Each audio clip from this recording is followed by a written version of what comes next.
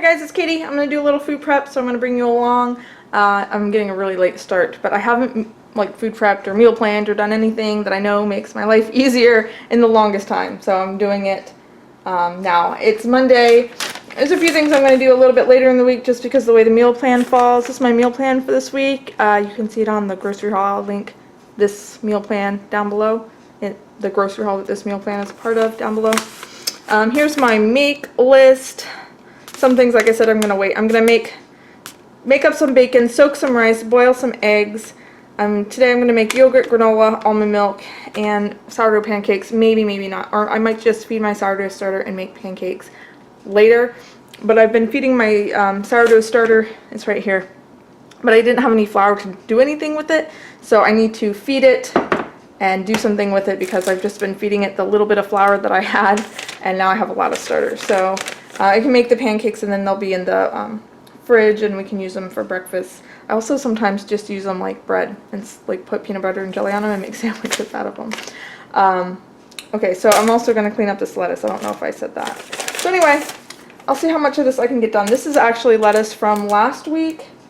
I never did anything with it and it's still sitting here. It looks mostly okay. It's a little bit dried up and maybe a little brown in places, so I'm lucky that I didn't completely lose the entire thing because that's highly possible with lettuce that's been sitting untouched in my refrigerator for a week. So this is why I need to meal plan and meal prep and have things in order. Let me go ahead and clean this up.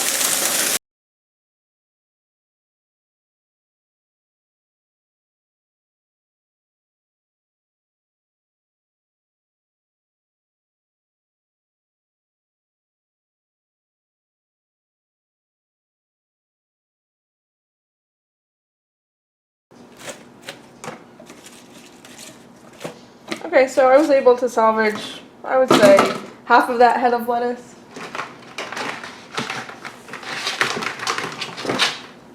But I'll need that for the burrito bowls, and then I might put some on the sandwiches. So I'm glad that I was able to save at least some of it.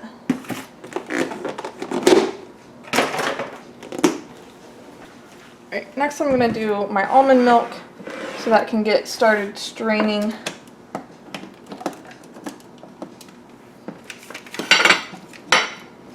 So I have a cup of almonds here that I soaked overnight. I'm going to drain and rinse them.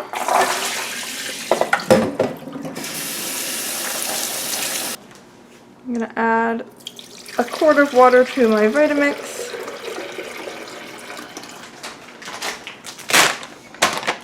I'll probably add 3 dates. These already have the seed taken out, so that makes it easy. I don't actually like these dates as much as the medjool dates, like these little hard ones, but they're a lot cheaper, so for almond milk, that's what I use. We're going to put a little bit of flaxseed in. Just helps me get flaxseed into my diet. It doesn't change the almond milk that much. I'm going to put in the almonds and blend for at least a minute. Now I'm going to strain the almond milk.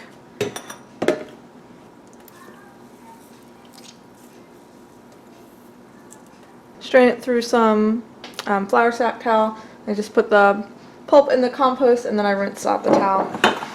And then I put it in my little Libby jar. This is perfect for a quart of almond milk.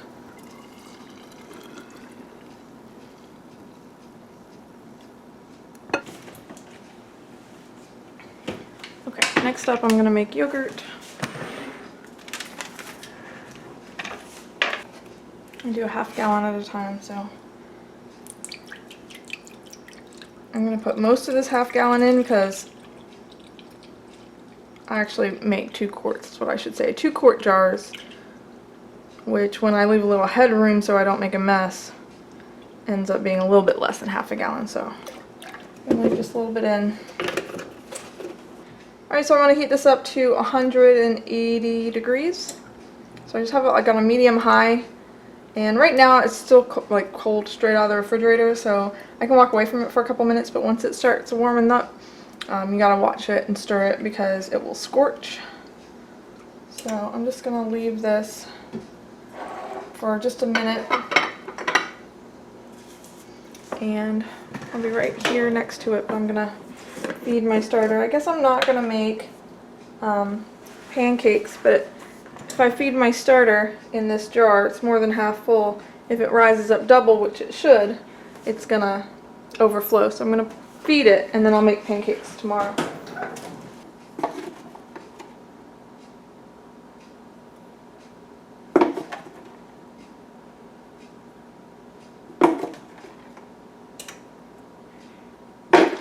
So I'll feed it 60 grams and 60 grams of water. So 60 grams of flour, 60 grams of water. It's kind of an arbitrary number.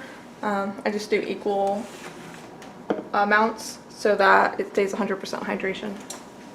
I have some sourdough videos on my channel.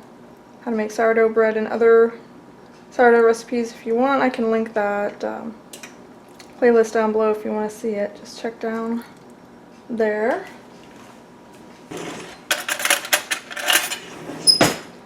Give this a good stir.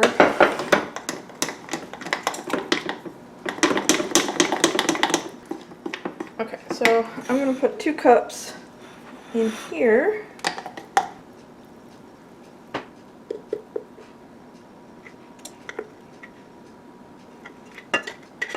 Should be good. And this, I'm gonna leave it on my counter, and then tonight I'll put it in the refrigerator. And this I'll make pancakes with tomorrow morning. So I'll just cover this up. I'm using saran wrap. A lot of times I just put a dish over a bowl like this, but I learned the hard way because this has a spout. If you put a dish on there, there's still a point of entry, and sourdough starter attracts fruit flies. They like that aromatic sour flavor or smell, so a fruit fly will go right in here, and I don't want that. So I'm going to go ahead and use plastic wrap like that so that it's straight down on that spout. And I'll put these both on my other counter. So pancakes tomorrow, sourdough starter will go in the fridge. Alright, so here's the milk. Give it a stir. It's not even steaming or anything yet. Let me get my thermometer. Should probably invest in one that clips on the side. I just haven't done it yet. It's already over 100 degrees, so we're getting there. And then I pulled out of the refrigerator some whey from last time I made yogurt. Sometimes I just save a little bit in the jar, but lately what I've been doing is capturing a little bit of the whey. That way, if my family accidentally eats all the yogurt, then it's not a problem. Or if it gets contaminated, like if a dirty spoon gets put in there, or if for some reason it molds or something like that, I have the whey. So this is all I need to inoculate this batch. Alright, so we hit 180. Wonderful. I'll turn off the stove, and I'll take it off the burner. And I'm actually going to put it in the sink with some cool water. Okay. So I'll just put this in here. You can add some ice to the sink too, but you need to bring this from 180 back to below 115 about before you put the whey in. Right now I'm looking for a granola recipe. I want to try to do it in my slow cooker. So while that's cooling down, I just went outside and got my little cooler. That's what I let it sit in. Probably let it sit overnight since it's already 5 o'clock in the evening that I'm making this. Let me just take its temperature again. It's getting there. Let me pull out some jars. Alright, so it's 1:14. Go ahead and put my whey in.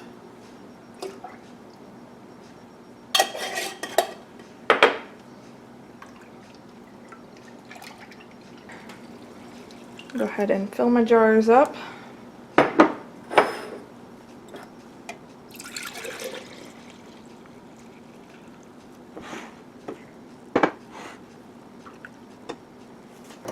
I'm gonna put some hot water in my cooler. This is just hot out of the tap, but it should be hot enough, around 115 degrees as well.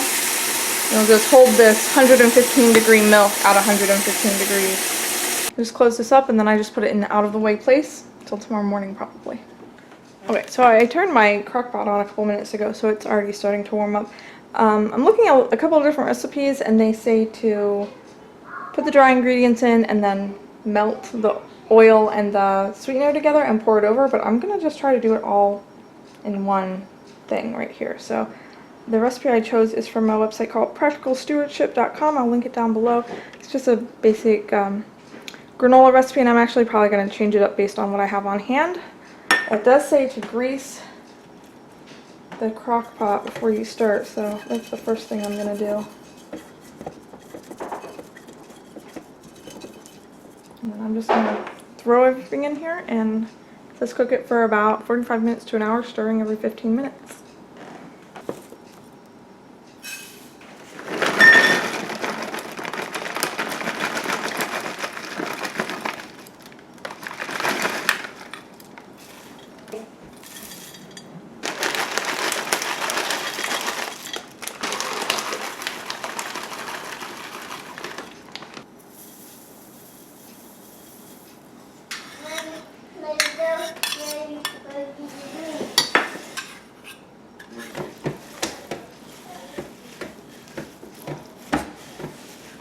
So I'm gonna let this cook for 45 minutes to an hour.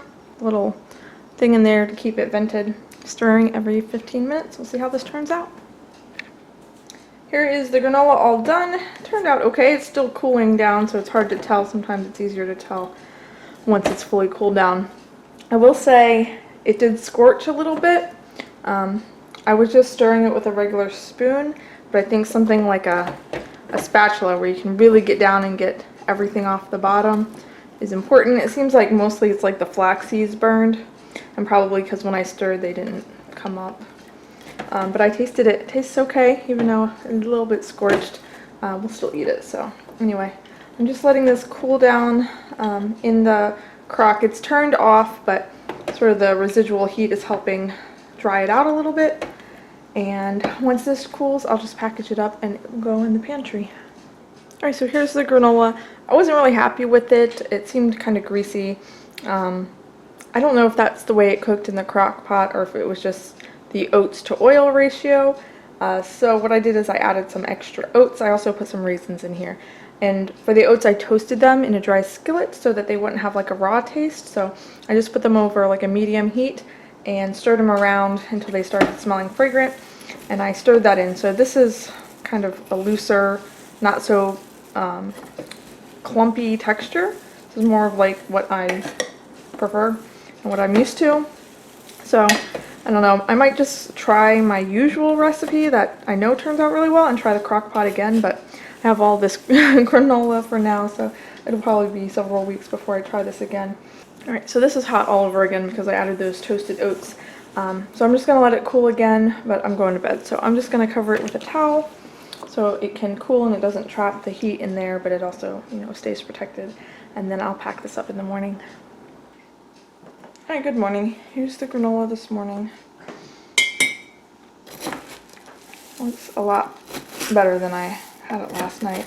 I'm not sure what it would have looked like. I think when it's a little bit denser like that, it makes clusters, which a lot of people like, but just have it like this. And this recipe was already a big recipe, and then I added an extra, I think about 2 or 2.5 cups of extra oats to kind of stretch it a bit. So we're gonna have granola for days.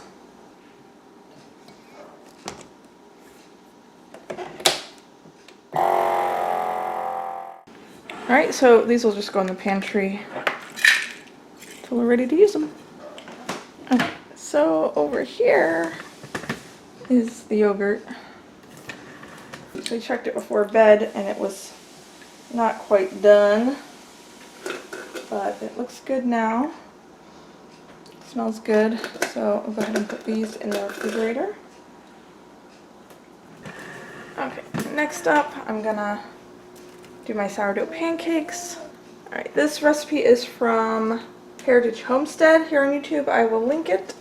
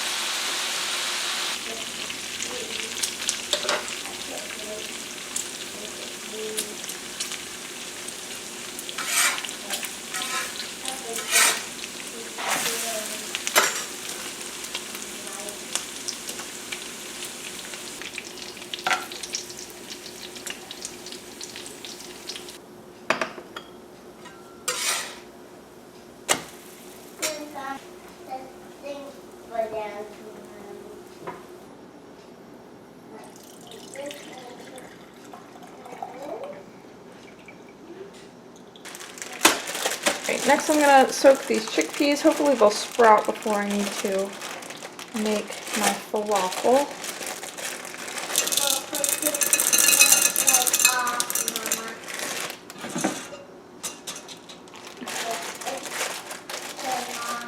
To use this container since both of my half-gallon mason jars are full of granola right now.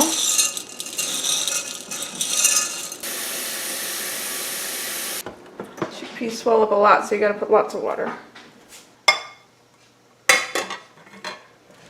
I'll just put these on the back counter.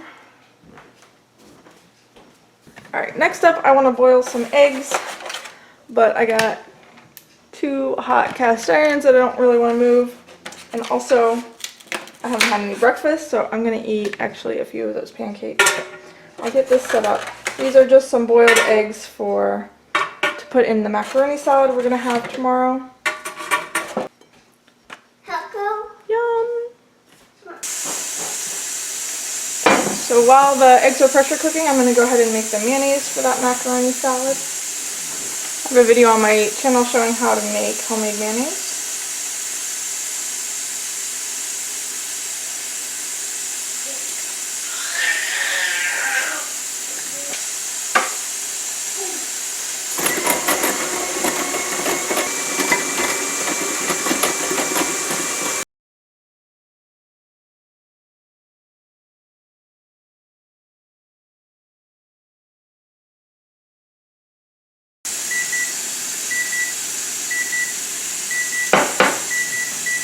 Alright, the timer just went off for the eggs, so turn off the burner and remove them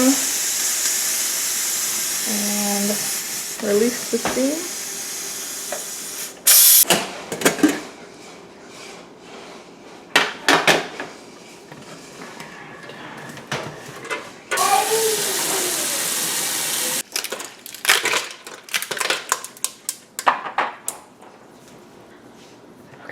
So I'll just put this in the refrigerator and peel these eggs after they chill down. And I think that's about going to do it. I'm not going to make hamburger buns or hot dog buns. We'll just have the hot dogs plain. And I think the last thing I'm going to do this afternoon probably is chop up all the vegetables for the macaroni salad. So I'll put a little footage of that because I know you guys like watching me chop vegetables. And so that will do it for this week's food prep. Hopefully you enjoyed. It felt good to get back in the kitchen. So hopefully if you've been putting something off, you can get in the kitchen and get it accomplished today as well. Alright, thanks for watching. I'll see you guys next time. Bye!